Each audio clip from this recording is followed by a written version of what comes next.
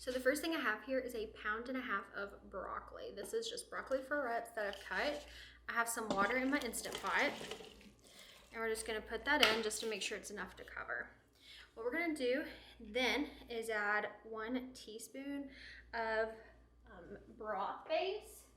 This is the one I'm using here. It's vegan, better than bullion chicken base, or chicken style, I guess you could say, base.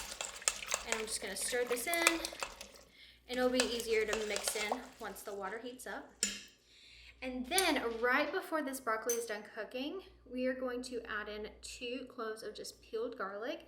This is half because they're gonna get blended. I don't like raw garlic in my alfredo sauce, so I like to cook it.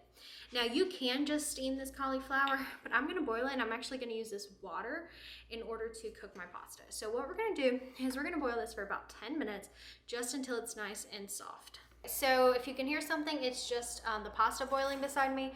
I'm just cooking up some thin spaghetti in the same water that I cooked the cauliflower in. So I've got all this cauliflower, 1 cup of water, and then I'm gonna blend that up, and then I'll show you guys what that looks like. Now I'm trying to make enough sauce for several people and a couple of days worth, so that's what's going on there. Now I have some cashews that have been soaking in hot water since I started prepping everything. That's what I recommend doing. If you have your cashews in the fridge soaked overnight, that's fine too. If you don't realize it till the end, you can boil them for just a bit as well. We're gonna add the juice of half of a lemon, which is about 2 tablespoons. We're gonna add a half a teaspoon of onion powder, half a teaspoon of salt, and a 1/4 teaspoon of pepper. Now you may wanna add some more salt. We'll taste it at the end. A 1/4 cup of nutritional yeast. We're gonna blend this up, take a look at the consistency. If you want this to be even richer and thicker, you can use plant milk, but since we've got the cashews in there, I went ahead and just used some water. And I am gonna squeeze in a little bit more lemon juice. Don't want any seeds in there. Okay. All right, let me blend this back up, and then we'll do a taste again. That is really rich and so good. You can start with less water if you want to, but I like this consistency. Also, if you're thinking about putting this in the fridge and using it later, it's gonna thicken just a bit in the fridge because of those cashews. All right, so the sauce is ready, and I'm gonna just show you how I bring it all together. But honestly, that's the main part of this. So I've got my noodles cooking. Let me show you what else we're gonna do.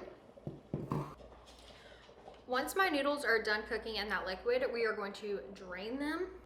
And then I also have a half a cup of frozen peas that I'm going to add in there as well. Like I said, you could put some spinach, would be really good in here, some kale, you can add whatever you like. But I am gonna serve it with this side of veggies. I just really like the mushrooms and the peas with it. So we're gonna put this on saute. I am making a lot, remember. You can save the sauce, put it in the fridge and use it whenever, but I am batch cooking right now, so I'm just gonna go ahead and make a lot. So we're going to pour in the mushrooms and the peas, and we're gonna let that cook with the noodles.